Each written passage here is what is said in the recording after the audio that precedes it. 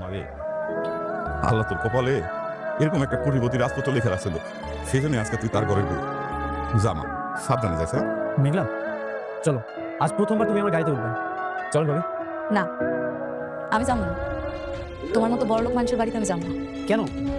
অনেক, তোমার কোটিপতি দেখে কিন্তু আমি বিয়ে করিনি। তুমি তোমার পরিচয় লুকাই আমার বিয়েটা করছো। আমি যাবো না, আমি আমার আব্বা আমার লগে থাকো। মারে, এটা তুই কি কথা? এত বড় লোক জামাই, তার বাড়িতে না থেকে তুই এই বস্তি বাড়িতে থাকবি? হবা, আমি তোমাকে সাইডে কোথাও যাবো না। মেঘলা, বাবা মা তো বলেছেন তারা কিছুদিন পর আমাদের বাসায় যাবে। তুমি একদমই চিন্তা করো না। তুমি, আমি, বাবা মা আর আমার বাসায় তোমার চাচা চাচি আছে, তাদের সাথে তোমাকে পরিচয় করিয়ে দেবো। আমরা সবাই মিলে অনেক আনন্দে থাকবো। মারে, আর না করিস মা, যা না।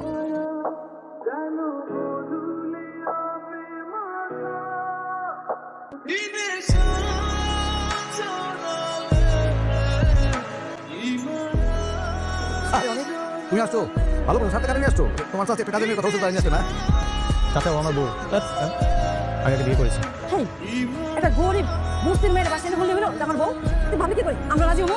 না, এই বিয়া কিন্তু আমরা মানি না, একদম এই বিয়া মানি আমরা।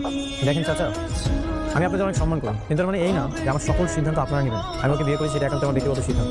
আমার বিয়েটা আপনারা মানলে কি আর না মানলে কি, সেটাতে কিছু যায় আসে না। আমাকে সহজ সরল বলো রে, এই মেয়েটাকে নষ্ট করে ফেলেছি। নিশ্চয়ই জাদু করছেন। এই কি করছো হ্যাঁ? জাদু না? ও তারা জাদু করছো? চাচি, মুখ সামনে কথা বলুন। আমার ওয়াইফকে নিয়ে যদি আর কোনো বাজে মন্তব্য করেন তাহলে আমি বাধ্য হবো আমাদের সকলকে বাসা থেকে বের করে দিতে। তুমি তো ঠিকই বলছো, আমার তো আসলে কিছু নাই। তুমি কোটিপতি, কিন্তু আমি তার কোটিপতি না। আমি তো সামান্য একটা বস্তির মানুষ।